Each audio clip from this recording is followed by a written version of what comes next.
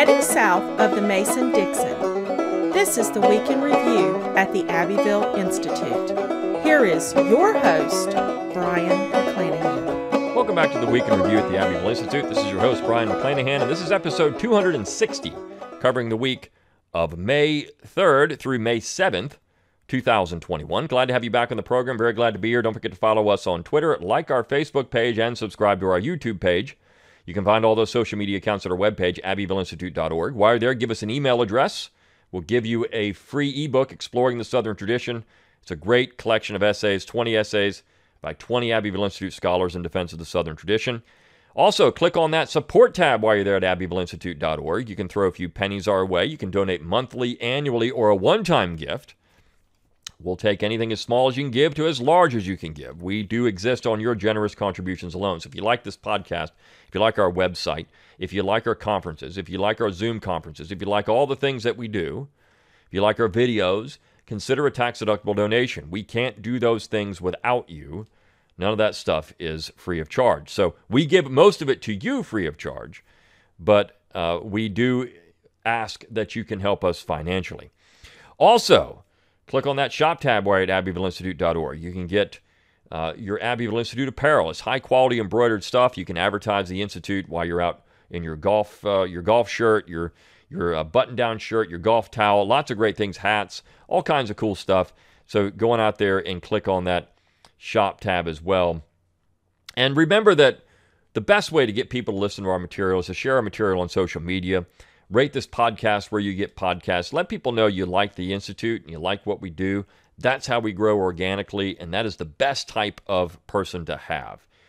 Not someone that's just a fly-by-night, but someone who really is dedicated to what we're doing. And that's how we're going to grow this thing, continue to grow this thing. It's been growing a lot.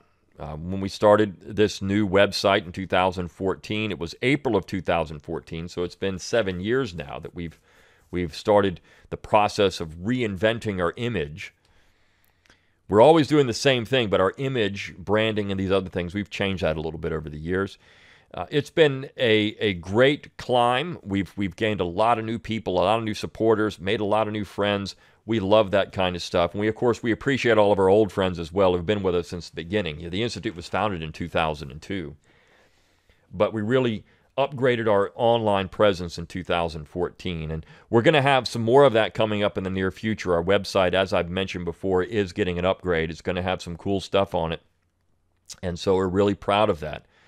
And we have these new videos we've done. Now we're going to do more of those. We have these new webinars that we're doing. We're going to do more of that.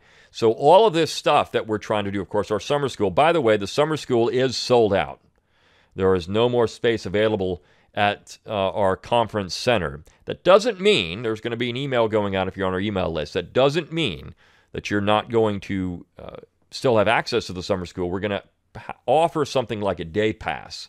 So, and we have a few seats for that. So if you're still interested in going, we will send out an email on how to do it. If you want to come to Charleston and you want to go to a few sessions at the summer school, not stay the night there, you may get off-site accommodations. There are some things you can do that with. So there still are some ways for you to get there and enjoy the summer school. These things are selling like hotcakes. When we have a conference, they sell out fast now. We only have so many seats. Just like our Zoom webinars, we have 100 slots on those. They're usually gone within 24 hours. Not always. The last one, it took a few extra days to get it, but usually they're gone in 24 hours. So you need to jump on these things if you want to do them. By the way, the Abbeville Academy that we've set up, all those Zoom webinars, if you just go to abbevilleacademy.org, you can purchase any of those webinars that we've had. If you miss them for $15, it's $5 more. That's kind of like a service charge for us to use the website that we're using and the time that it takes to put them there. But if you want to get those Zoom webinars, that's a great way to do it. And we've had a number. Started in December, so we've already had 5 of them over the last 5 months. It's been wonderful. I mean, we've had great discussions, a lot of discussions about different things. So we had one in December, one in January, one in February, one in March, and one in April. And we should have one coming up in May. Don't know the topic yet, what we're doing, but that's on the horizon. So it is only May 7th, May 8th. We're going to be doing another one probably near the end of the month. So just stay on the lookout for that. All right, let's talk about the week that we had. And we actually started this week and ended the week on the same note. And that is, how does the South fit into modern conservative thought? Does the South still have a place in that? Has it had a place in that since the late 19th century? I bring that up because, when Russell Kirk wrote his book, The Conservative Mind, he talked about John C. Calhoun and John Randolph of Roanoke. In that period of time in the late 19th century, he called it conservatism frustrated. There weren't really any major conservative figures in the late 19th century. In fact, you could see it as the ascendancy of the left in so many ways. You did have conservatives. I mean, I would argue that Grover Cleveland was one. You had the National Democratic Party. You had people in that group that were conservatives. But Kirk is saying there aren't really any intellectual leaders at this particular time in conservatism. I would say that's sort of true and sort of not true. You had some pretty important thinkers in the South, but who weren't being, nobody really paid much attention to them because they were Southerners first and foremost. And I think that's interesting about the South. Many Southerners just stopped participating in politics in the Reconstruction period and didn't really get as involved in it as they had before the war. In 1860, the voter turnout in 1860 was 80% across the United States. Very high. And so, but after the war is over, you start seeing that go down and down. Now, you've added to the electorate. Once you get to the 1870 and you have the 15th Amendment, now, regardless of race, you can vote in the United States. We know that there were some hiccups with that, and that's a nice way of putting it, with some restrictions in states that we look back at this now and say, well, that was wrong for people to do that. But on the other hand, we know that by that can shrink the percentages, if you don't have these many people, so that shrinks. But we know a lot of white Southerners, too, refused to participate in politics when the war was over for a period of time after, particularly during Reconstruction, if they could at all. The 14th Amendment, of course, disfranchised a large number of white Southerners. But they slowly got back into it by the late 19th, early 20th century.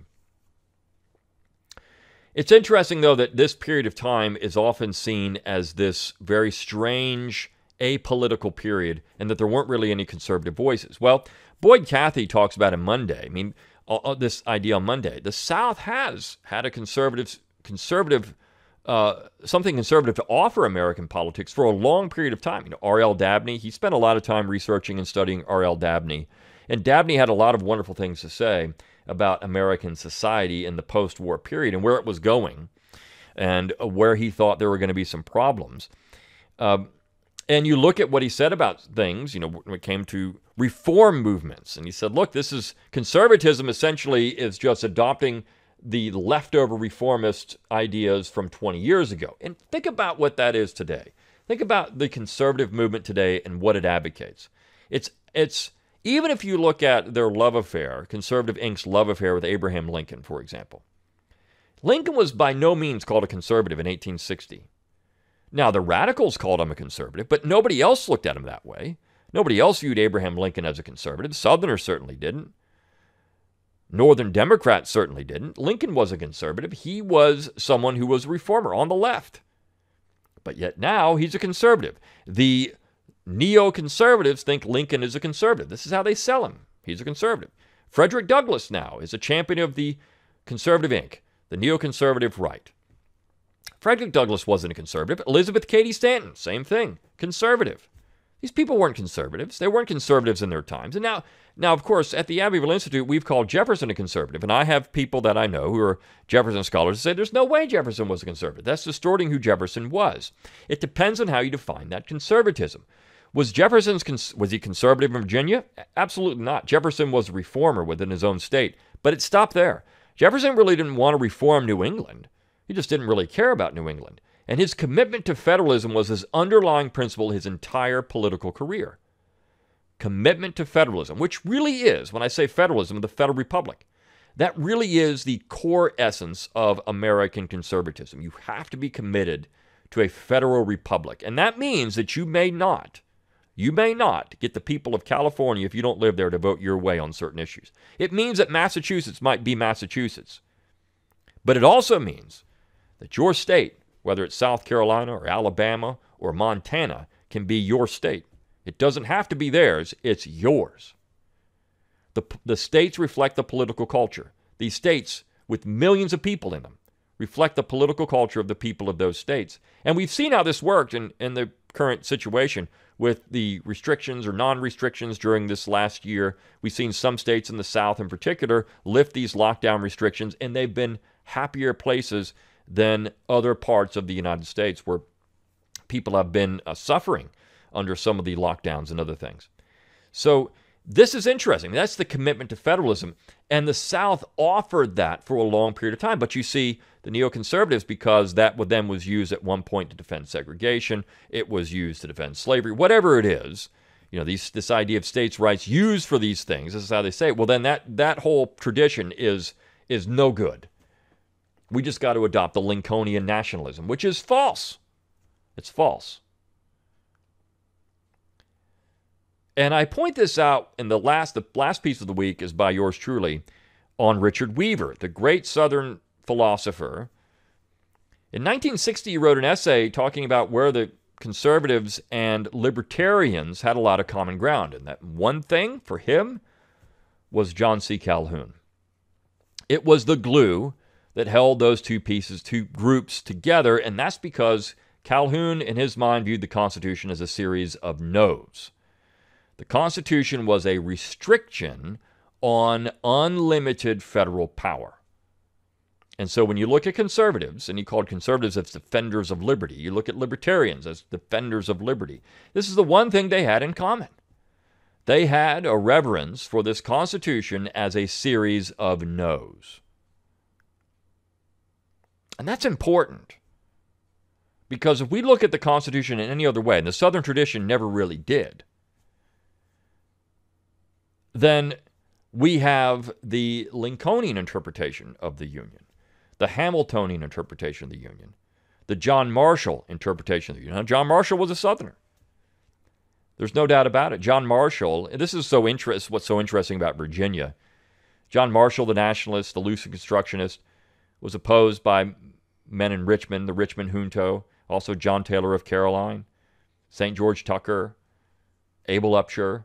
I mean, all of these people from Virginia opposed the Virginian, either during his lifetime or after. And so that's a really interesting part of this entire tradition and why I find it so much fun to read about this period. But Richard Weaver certainly thought that the common bond between these groups in 1960 when he wrote this was, of course, a commitment to the Constitution as no. But the other thing he said in that essay I think is good, and Boyd brings this up too, is how the left hasn't really changed much in what they're trying to do. Richard Weaver talks about this. He said, look, the left doesn't really care about free speech. The left doesn't care about free exchange of ideas. The left doesn't want those things. They don't want those things because if they're there, they lose. If people are allowed to choose for themselves which ideas to listen to, the left's ideas aren't usually as attractive, at least in Weaver's mind. Now, if it's giving away stuff, well, then the left gets away like gangbusters because people just want free money. They want free goods. They want free services. They want free money. They don't see it as there's a penalty for this. I mean, I'll never forget, I've had colleagues say, well, it's a grant. It's free. It's free money. Well, it comes from somewhere. If it's a federal grant, it comes from taxpayer dollars, or at least printing the money. It's not really free. It's just you get money they print. And is it even constitutional to do it? I mean, these are questions that you have. But certainly, we've got this idea that as the left has an idea that they want to stifle dissent. They want to stifle free speech. You see it all the time. This is cancel culture. Richard Weaver was talking about cancel culture in 1960. 1960, he's talking about it. Amazing when you think about it. Amazing. Of course, Dabney was talking about the modern conservative movement in the late 19th century. Yeah, conservatives just adopt whatever the leftover leftist position is, and they say that's now conservative. They don't actually conserve anything. And that's because the Republican Party was actually born out of radicalism. And it hasn't changed. It never will change. That is the lost part of all of that. So we have these two pieces that really bookend and ask the question, why is Southern conservatism not necessarily recognized in modern mainstream society? Why can't people separate these things. And on my own podcast over at brianmcclanahan.com, I talked about a piece by a man named Elmers, where he talks about this unity. Is unity even worth it anymore? And he actually brings up Harry Jaffa, who's kind of the intellectual king of neoconservatism and Lincoln worship in America on the conservative side.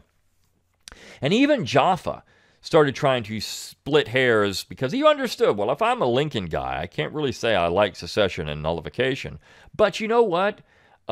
Jefferson and Madison weren't really pushing nullification for slavery or racism in 1798. It was for civil liberty. So maybe we should actually like nullification. But it has to be for the right thing. It can't be for the wrong thing. Well, I mean, anybody now would realistically look at that and say, okay, well, yeah, I mean, it has to be for the right thing. It can't be for the wrong thing. And the other thing about nullification that people don't get, they say, well, if you believe in nullification, you're just going to nullify any law you don't like. No, that's not how it works. You nullify unconstitutional laws. Constitutional laws, even if you don't like it, you got to follow those laws. Just because the Congress passes it, the president signs it, and even if the Supreme Court says it's constitutional, doesn't mean it really is. That's the great mystery of all of this stuff. So where we are with these pieces, I think that they're both very good questions. We need more Richard Weaver in our lives. We need more R.L. Dabney and his prognostications. We need more of the Southern conservative tradition and all of its benefits. Does it have burdens that it has? Well, certainly. You don't emulate those things, but all of its benefits would be good for modern American society. Now, the other pieces of the week, we had some really good stuff, as we normally do. We have the third part of Earl Starbuck's series on Robert E. Lee, entitled Robert E. Lee, the Soldier. Now, the idea of the first two pieces, Lee the Believer and Lee the Father. I mean, this personal side of Lee's life is just so interesting. He really was a great man in terms of just a good human being. And that's what the left really tries to tear down more than anything else.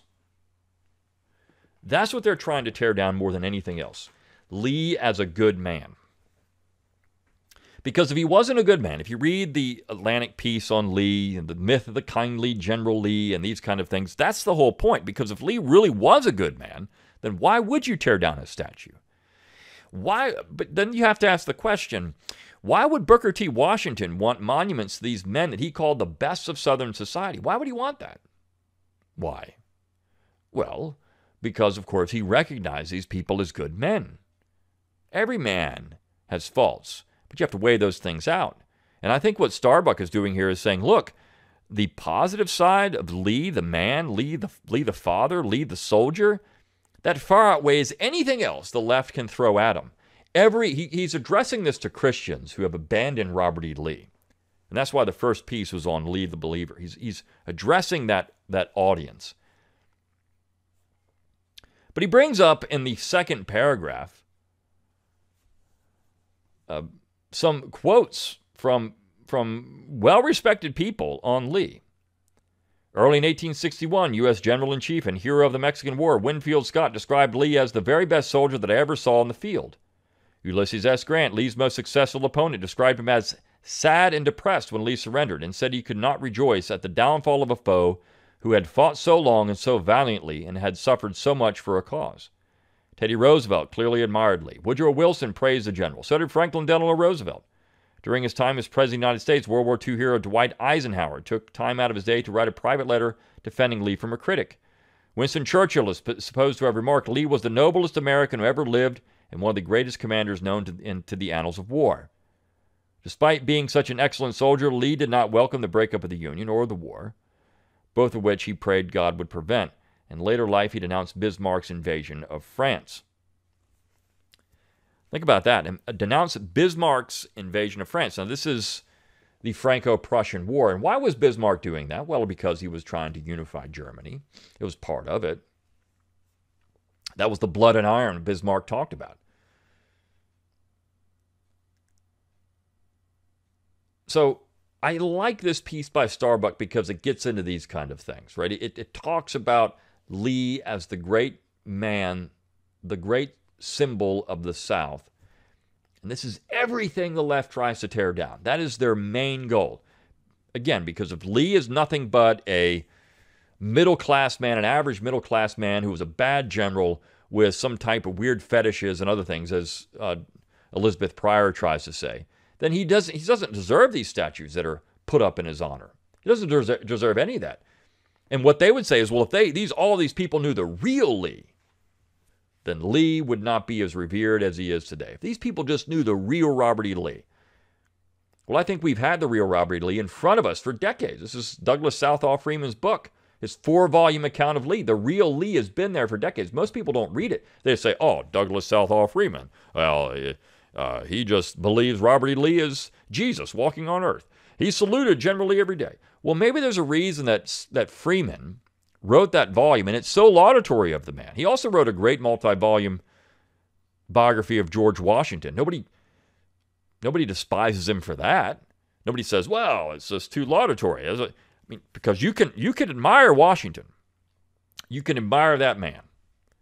I mean, nobody goes out and says, well, John Marshall admired Washington too much, so we can't listen to John Marshall. He admired this guy too much. But because Douglas Southall Freeman wrote a Pulitzer Prize-winning biography, well, and he had the ear of President Eisenhower, and he was an important newspaperman, important journalist. People listen to Douglas Southall Freeman on the radio every day.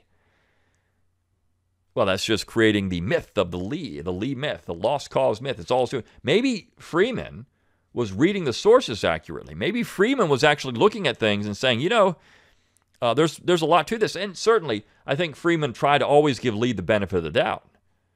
That is as you write biographies and you start to become interested in them, and of course those people speak to you, and then you say, well, I mean, I really do kind of maybe what they're saying here is true. It's very hard to be objective when you start doing that, but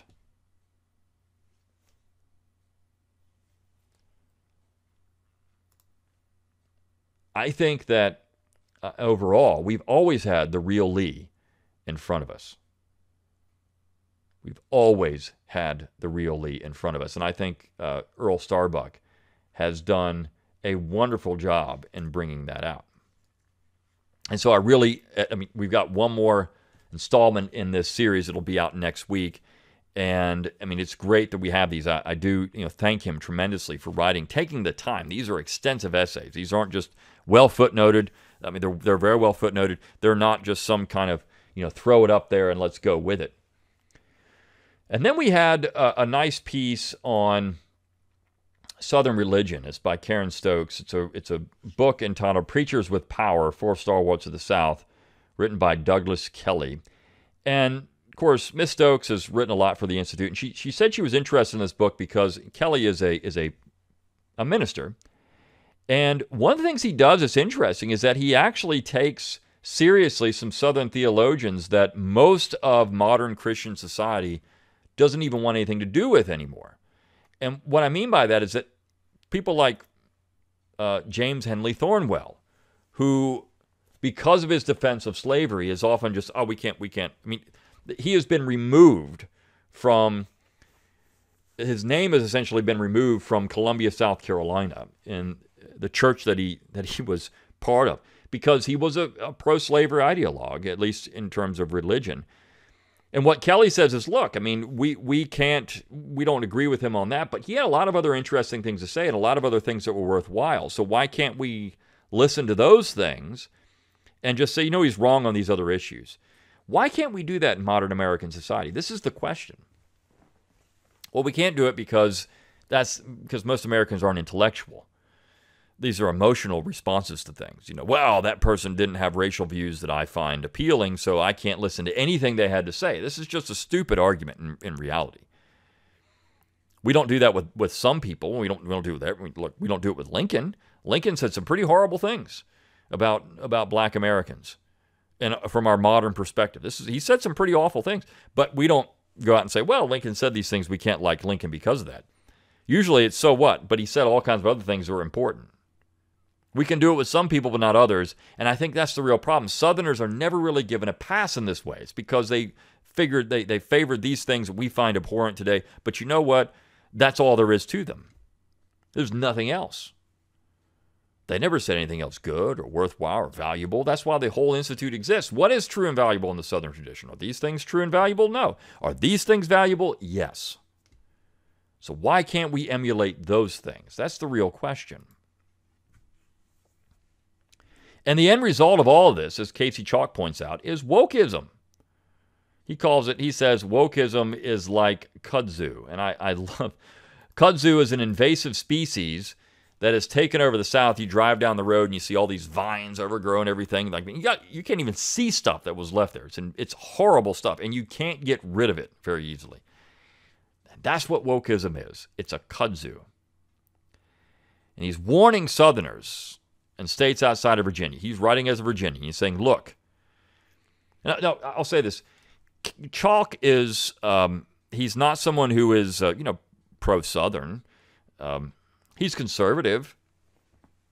He's from Virginia, but he said, all my family were Union veterans, and I never really thought much about the South. But as these attacks on these statues started happening, I started thinking, well, wait a second here. It's not just going to be Confederates. You see, like a lot of people, maybe, Confederates, I don't know. But as they started attacking, George Washington, Thomas Jefferson, George Mason, or people like John Singleton Mosby, who was also, he brings us up in the piece.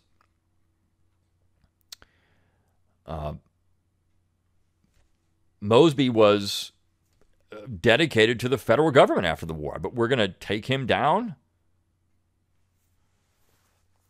because he wasn't woke enough, because he had this failing in his life in the eyes of the woke mob. He says, when these name changes first began, I was skeptical and suspicious. They claimed to be targeting only so-called Confederate traitors. But it was immediately obvious the activists had a far broader ideological agenda in mind. This was ultimately an attempt to tar our shared American history as something so deeply evil that any honoring of it must be dismantled and destroyed. The vilification of Jefferson, Mason, and even Mosby proved my suspicions accurate. This is a campaign to fundamentally remake America and its understanding of itself.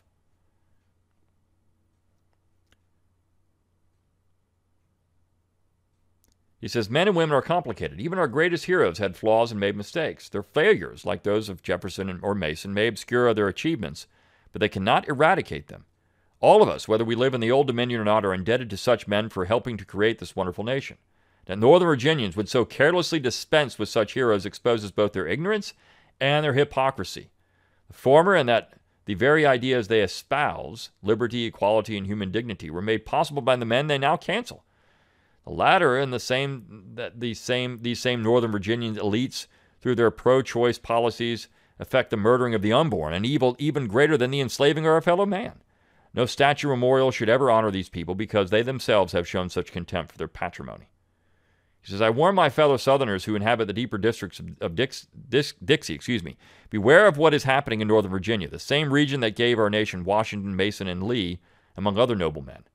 This woke progressivism, like the invasive species kudzu, is going to keep spreading across the South unless men of goodwill rise up to resist it. If they don't, the South, covered in this anti-human, anti-historical hogwash, like Southern trees covered in foot-a-night vine, will no longer be recognizable. And I agree. I mean, this is what we've been saying since 2015. I remember the Christian Science Monitor, again, I've said this before, called me. They interviewed Marshall DeRosa, too, and they said, hey, what do you think about it? I said, look, it's not going to stop. I mean, you take down Lee today, it's going to be Jefferson, Washington tomorrow. When President Trump said this, Donald Trump said this as president, I mean, oh, no, that's not going to happen. But of course he was right. He said, well, do you like Washington? He was a slave owner. But they found our country. They weren't traitors.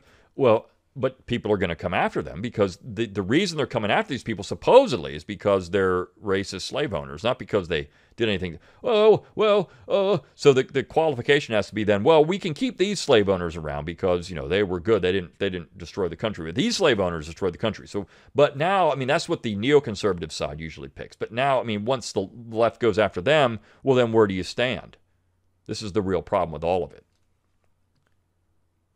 So I love all the stuff this week. We had a lot of great material. I love doing these podcasts once a week, and I appreciate every one of you that tune in for them. Share this stuff around. Let people know you're listening. We've had a steadily growing audience. It would be great if we had more. It would be great if more people listen to this podcast, because I think this is, a key to getting communication and the information out there with people and letting them see there's another side to this. There's another side of the story. That's what real robust intellectual debate is about. It's about a conversation. You can believe me or not. You can believe the other side or not. That's your choice. Hopefully you believe our side. But if you don't, okay. That was the real spirit of the idea of having free speech and free press, to have both sides, to have that liberty to have those things. And that's clearly, Weaver warned about it in 1960. It's clearly what we're facing today. Until next time, good day.